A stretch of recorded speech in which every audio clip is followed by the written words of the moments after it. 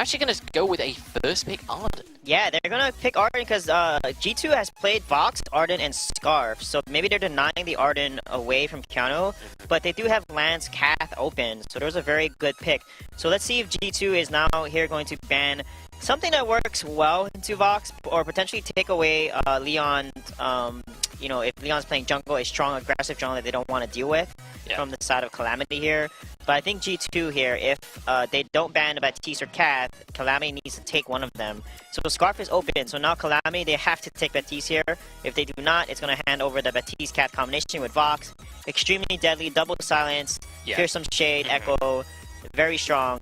So let's see if Calamity knows that, or they're going to fall into this draft mistake here. We see. Crow goes through. That does mean Baptiste Catherine is available right now. We've seen this composition very few times because of how powerful it is. It gets banned basically every game. I think very important to mention as well, Stefan is going to be playing on that carry position. So Leon going back to the jungle. This is what we saw last week.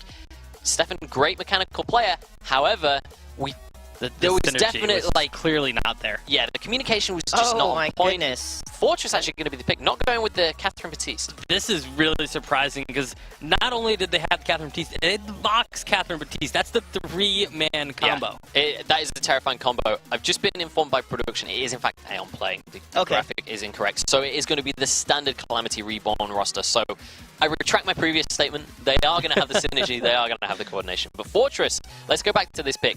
Obviously, Fortress very aggressive. Vox can work with aggressive compositions. Yeah, I mean, Fortress would work if they pick like a Koshka. It would just destroy and blow up the Cruel, because Fortress actually counters the Cruel with the Mortal Wounds.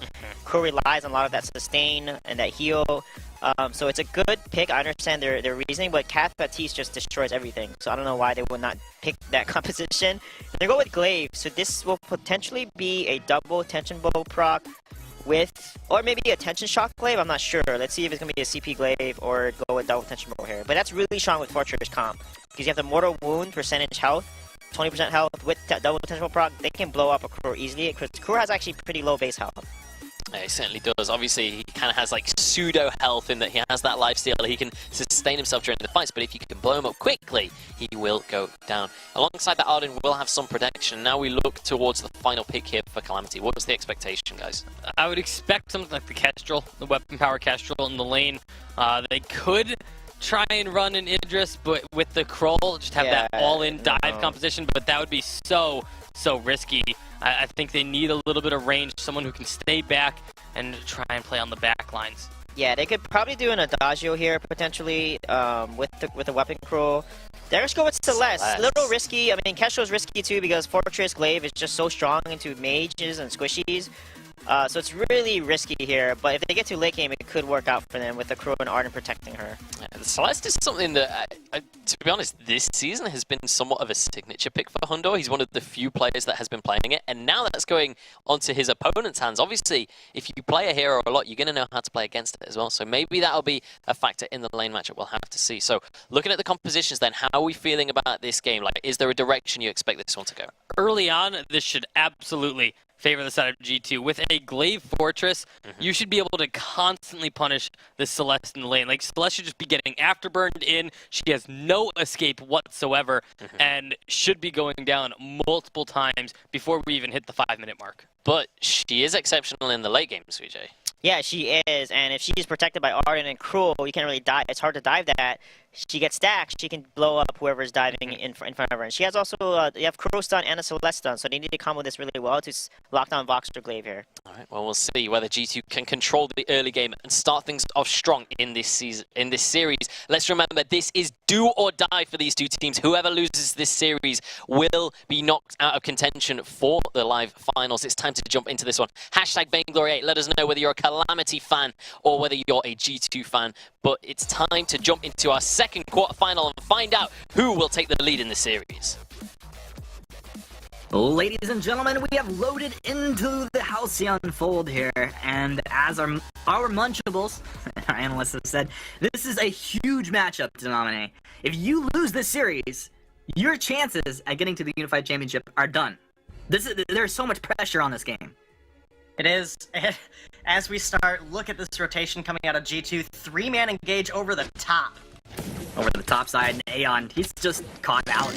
There's no other way to say it. He didn't really have a chance there. He didn't, but, you know, the rest of Calamity Reborn is making a very aggressive engage, coming on over to the backs. They see that their Krull has died, didn't get any of his farm, and Leon should be able to clean up these backs pretty quickly. Keanu Nakoa not quite gonna make it. So realistically here, you know, if we go into this double weapon composition for the side of G2, we have a weapon Glaive, weapon Vox. Glaive obviously gonna be looking for that huge upfront burst. And then Vox will be able to follow up, and that's really a huge danger to Celeste. We know Celeste is going to go a very offensive build, and you know, we talk about it all the time. Celeste, when she hits that level 8, gets very, very good at zoning, very good at poking an enemy team out. That's really the win condition here for Calamity Reborn. They have to get the Celeste online and really have to prevent Hundor from being able to make an engage. If they can... Oh, hold on, we got Calamity Reborn getting some damage down. Yeah, Hundor taking pretty good damage. Ryu just kind of flexing on this Arden in the lane. Ooh, that's the core collapse. They're coming through. They find the kill. Leon making it happen. Yeah, those basic attacks from Celeste are absolutely insane. That last basic attack will hunt you down forever. And it does clean up the kill on Hundor. And just like we were just talking about, you know, getting this Celeste online, getting this Celeste to a point in the game that she can really take over is really important. And so to get that first blood gold, that first blood bounty onto her is absolutely huge, and she's going to be returning to the lane now with a heavy prism. I didn't even notice before. Did Keanu start with the Dragon Blood contract? He started Dragon Blood and the Shield, yes. Okay. Just for that first engage, they were very, very aggressive. And it does look like we have a commitment now to this weapon Glaive paired with the weapon Vox. So really what G2 has to do here, because again, Celeste is going to get so good at zoning, and then obviously we know Krull able to get to that backline and sustain very heavily. Dark Potato has to go in and get a good reposition down onto Leon. Aeon shouldn't be able to really win a 1v3 fight, or a 2v3 fight. That's just not how Krull is. He can sustain, but once you're focused on, you can drop very quickly. So it's gonna be on Dark Potato here, and here we have a fight going on. Yeah, G2 engaged, but Calamity Reborn sniffed it out. Can they turn this around? A lot of damage onto Hundor. Hundor trying to kite back. The Sonic zooms there. Rear-in. The afterburn. No, that's not what you wanted, Dark Potato. He's gonna have to use his boots. Kind of a swing and a miss there on that afterburn. Yeah, he went in and actually accidentally used the punt onto the turret, and that doesn't usually work out well for you as a Glaive. So we have Calamity sticking here in the lane. Oh, man. But That's now nice. Aeon might have Hundor, stayed a little he too knows. long. They've gone too far. Aeon's down. Aeon is down. Yeah, that's a little bit of an overstay from Aeon there. Went in pretty deep trying to find Keanu Nakoa, realized he was okay. He's a little more healthy than I thought he was.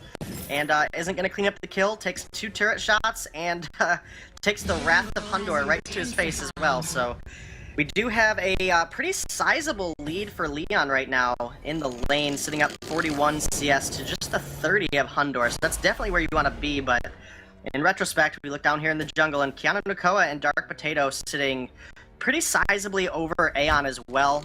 That Tenshinbo is not yet complete for this Krull, almost 5 minutes into the game, and Dark Potato is actually coming up on almost a Sorrow Blade. They found Aeon in the jungle. They're moving forward. They have the movement speed. He's punted backwards and just ripped apart G2. You said it, man. They focused down the Krull. He's so squishy. Yeah, he has, you know, this pretty much the same natural defense as all of the heroes in the game. What he doesn't have is a high health pool for the fact that he's really a bruiser hero like a Glaive. And we actually have a pause here, so not really sure what's going on yet. I didn't see any disconnections, but maybe we have someone getting getting a little bit of lag here.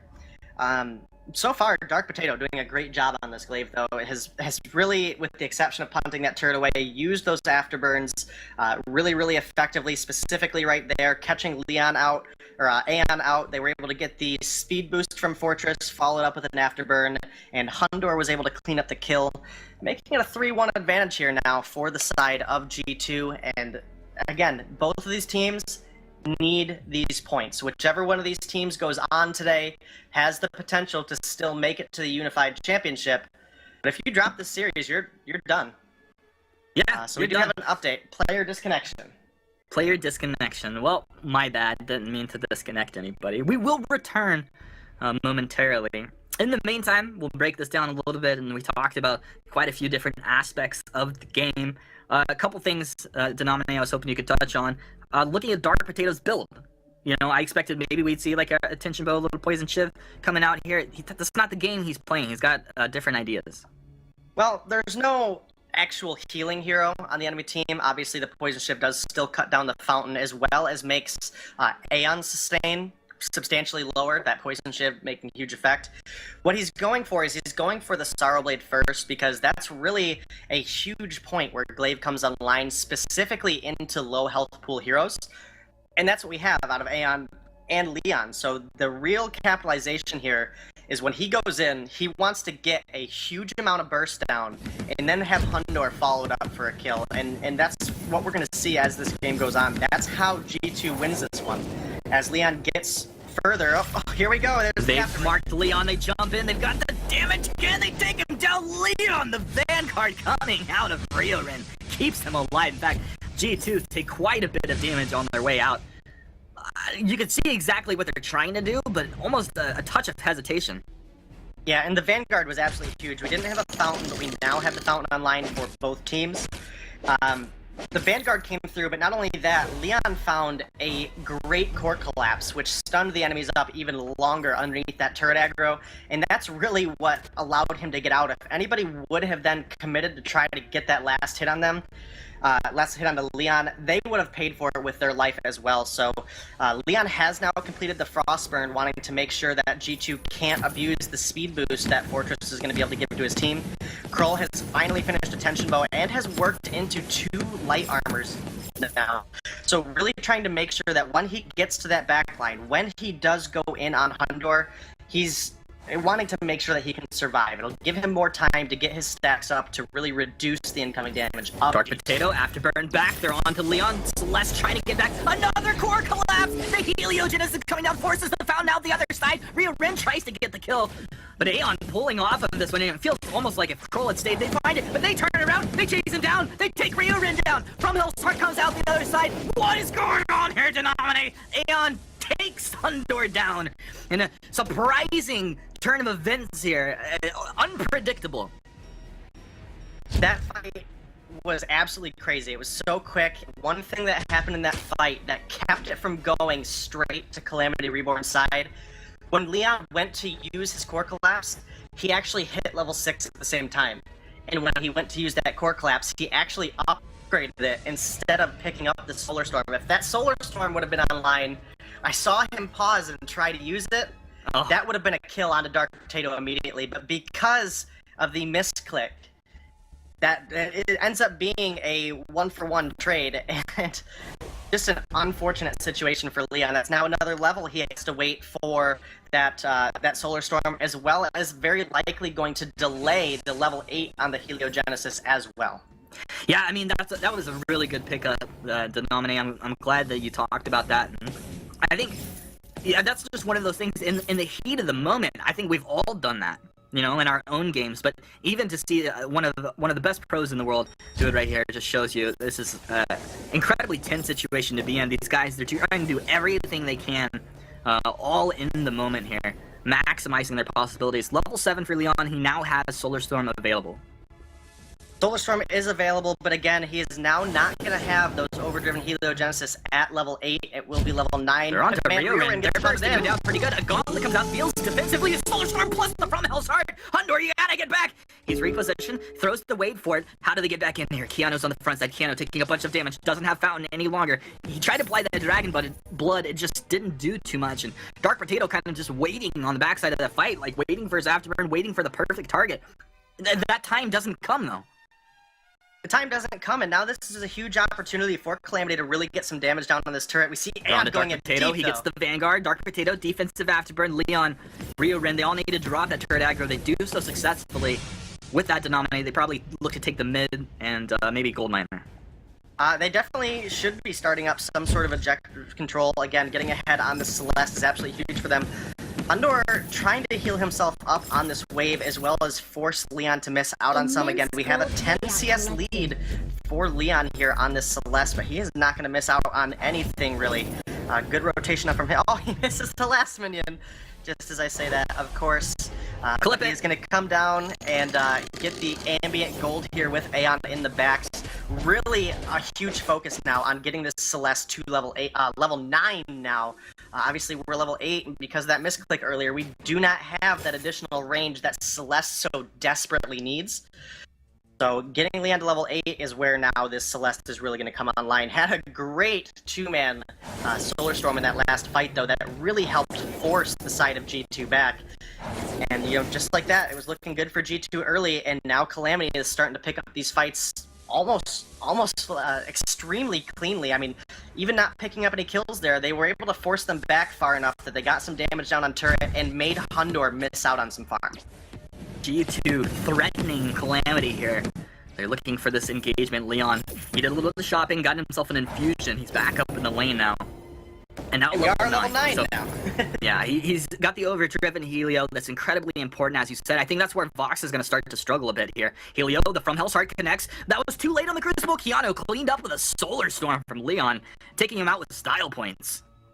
Yeah, and like you mentioned, it's going to be very difficult for Vox, and you know that's something we talked about at the beginning, is really being able to zone out Vox, make it dangerous for Vox to come in and make an engagement is absolutely huge. And look at the amount of damage this Celeste is able to do on the turret here, forcing G2 back again, and Aeon's not even in the fight. He's here, but he's not even in the fight right now. Aeon is just hanging out, empowered by those shadows. We'll go ahead and port home. These guys are going to fill up. It's a Poison Shiv pickup now for Aeon. Got that Poison Shiv, the Tension Bow. He's got himself some armor. He's actually going to stack up some armor here a little bit.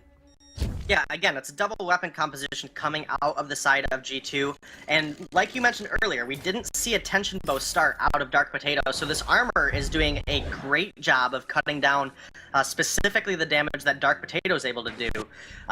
Leon has a little bit of armor himself that's really kind of helping them get through these fights appropriately, and now just like that, we have Hundor really trying to catch up on the farm here, now sitting down 16 CS from Leon. Again, such a huge efficiency here, and 2 levels up on Leon as well. That's making a huge difference in these fights. And I think that comes. Whoa, Dark Potato moving in. Dark Potato, he finds the Afterburn. Leon, they give him the Vanguard. He repositions. He's gonna throw Solar Storm out. Dark Potato should live through this, but Hundor, you are in a bad place, friend. You need Sonic Zooms after Sonic Zooms. He needs an Echo for Sonic Zooming. Leon coming through with the heal is almost taking Keanu down in the lane. And Aeon on the chase with Reborn. He gets the Vanguard, they're going to chase forward. Dark Potato's ready to punt Aeon backwards. Aeon not really scared at all, and he honestly shouldn't be. They're all so low. If he just deadman's rushed in, he'd probably find a kill. Yeah, and this is huge for the side of Calamity Reborn. They do take down that first turret, which is going to now extend the Krull and Celeste lead.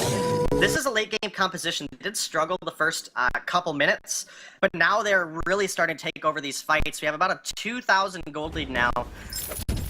You don't have to get the kills, though. In that situation, they got G2 so low that forcing them out of the fight, making them recall to base, was enough that they were really able to take advantage and get that turret down, as well as collect the gold mine, because, again, they knew the side of G2 had to recall. If someone came in, it was a death sentence. And Dark Potato and Hundor, both really respecting Leon on this Celeste, have both picked up an Aegis. Dark Potato picking one up before even completing his second offensive item. So that's a little bit of a struggle on the side of G2. You don't want to commit such an aggressive hero to defense so early. The struggle is real. Players coming out here from Keanu. He's stacking those up. He's got 5, just making sure they're not going to face check, get caught out here. Reborn doing a good job to frontline for his team. He's got the gauntlet available. Level 2 gauntlet. If they feel the need, it's such a great tool also for the Celeste to kite back through that gauntlet. And they have to worry about the core collapse, the From Hell's Heart, the gauntlet stunning them up. Aeon moving forward and powered up. Looking for a target. Now we attack the pack. The aggressive play from G2. What's the play? Aeon jumps in aggressively. The gauntlet's down. The Solar Storm coming through. Hundor dropping low. Aeon, Leon, Reborn on the aggressive. They're gonna boomerang this one around and take Keanu down. Oh, the Fortress, poor little doggy goes down, and now Leon, Reborn, and Aeon bring the pain onto the turret here. 648 damage as it goes supernova. What can't these guys do? They're looking really good right now. Again, the zoning potential out of Calamity is absolutely huge. Dark Potato has to be incredibly careful here. He's playing very, very close. And now Hundor follows up, but look how far back Keanu Nakoa is. And that is going to be Calamity just cleaning up some additional farm out of the jungle there. Really trying to push this advantage now. 5,000 gold in their favor. Calamity are looking good right now. What plays coming out of these guys? Aeon with a dead man's rush in. As soon as he sees the target, he just jumps on them. Leon on the front line for his team, but he'll quickly reposition if needed. It's almost like baiting them out right here. Dark Potato, he's got to turn around as Hundor gets jumped here by Aeon. Attack of the pack, they're all dropping low. That core collapse not getting anything, but the Solar Storm's going to clip Keanu. They do block off the front of the house heart. Hundor kiting back, Sonic zooming, trying to stutter step. He's doing a good job, but Leon's finding the damage he needs. He takes Keanu down. Dark Potato's low as well. Gotta get out of here. Core collapse, they take Hundor down. And now Dark Potato is just a Scooby snack on the platter of Calamity. How would you like it served? I'd like it served hot with a side of a turret shot. Kraken awakens right on time. Yep, and obviously Aeon here on this scroll going to be able to go and very safely try to take this Kraken, at least as much health of it as he can by himself. He has a lot of sustain from the Poison Shiv, as well as just the natural healing he gets back from those stacks of Spectral Smite. So that is now the choke point turret going down on the side of G2. Calamity looking to make sure this wave stays pushed up, and very likely will be joining Aeon now to complete this Kraken take. But G2 senses something is going on and are starting to now really push out here. They're fearful. They have fear, Day. They're moving forward. They know something's out. Keanu wants to make a play, but the Kraken, it's been unleashed. What do you do now? You gotta kill Leon, but you haven't been able to do so. Take the fight. Attack of the pack is out. Gauntlet's down. They're inside, but they're gonna block it off. Dark Potato, he gets onto Leon, knocks him backwards. Keanu on target. Hundor needs to get there, though. Hundor starting to stack up to the breaking point, but the Solar Storm comes out the other way. Dark Potato's down. Hundor, he's there with Aeon. Aeon getting the Spectral Smite, just stacking up the weakness stacks on him. Hundor kiting back, get him. No, he can't. Deathmatch rush off the reflex, almost giving him enough time. He'll go down.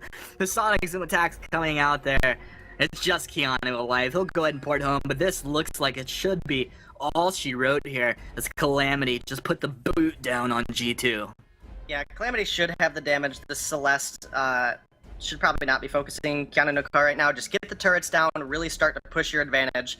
That is going to be Dark Potato up, and a good Afterburn is going to put him back. They get a better Vanguard. The good. The Afterburn, better Vanguard. Dark Potato taking a bunch of damage. Keanu locks on with Hundor, Dark Potato, and every G2 fan available. Happy to see him go down, but this is just going to be a bit of a race here, and it looks like Kraken might be winning. I don't know. Place your bets. 1 for Kraken, 2 for G2. It's definitely close. I think Kraken has this one, though. Yeah, Kraken has it. Leon and Reren make a beautiful push to end this game. What a amazing game number 1 for the side of Calamity Reborn. They were sitting down at the very bottom of this bracket. They were sitting here with 7 points. They are now, after taking game number 1, tied for G2. So again, whichever team wins this series can make it to the Unified Championships, and whichever team does not get through this game will be staying home.